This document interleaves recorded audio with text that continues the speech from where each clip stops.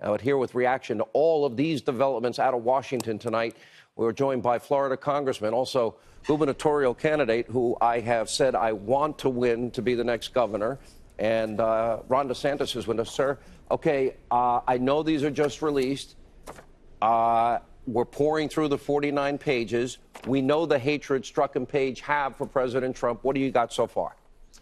Well, Sean, I think this is incomplete production. I mean, we know their texting habits of how often they were texting in other periods. And so this is the period December of 2016 during the Trump transition, all the way up until the firing of James Comey and then the appointment of Robert Mueller as a special counsel. Yet there's only 40-some pages there. There's gaps. Some of the stuff is incomplete. So I don't think that this is a full production. I think there's more questions that this raises, and we're going to have to go back to the Justice Department and ask them why they weren't able to recover the full Strzok-Page text messages. Congressman, I had multiple sources telling me tonight that they suspect that there were other devices used as well. Did you get that? Is that your interpretation looking at this?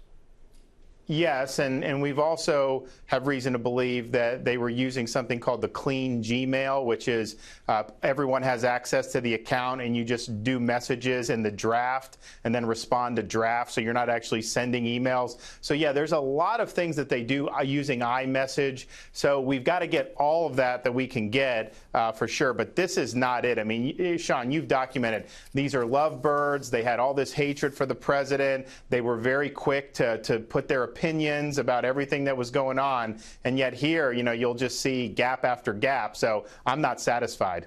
Okay, I want to go to the issue. How is it possible Peter Strzok is in the middle of all of this? He interviewed General Flynn, apparently didn't think he was lying. How did he get charged then? But also interviewed Hillary Clinton.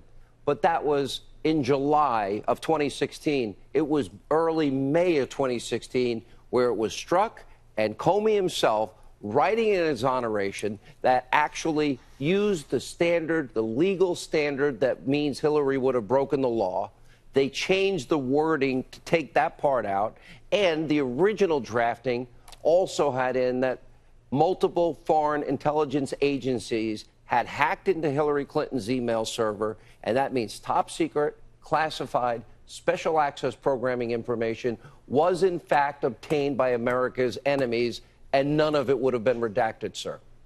So if you were somebody who was on Hillary's campaign team at the time and you could have suggested changes to be made to that statement, you would have suggested exactly the changes that Peter Strzok insisted on to try to reduce Hillary's level of recklessness and her culpability. And so he was involved in the thick of that case. And here's, I think, why it's so troubling with Strzok's conduct. What does he do after Comey exonerates Hillary?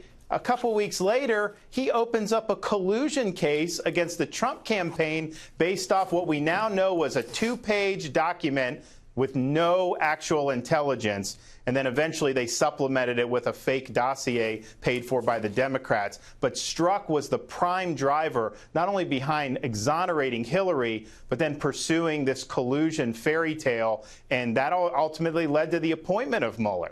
Unbelievable. Congressman, we are not going to let up. There are apparently 50,000 of them, and apparently 1.2 million pages that the Inspector General has that Congress needs to get. And I'm just urging Congress, if they don't hand them over soon, you must hold these people in contempt and worse. Without question. All right, Congressman, thank you.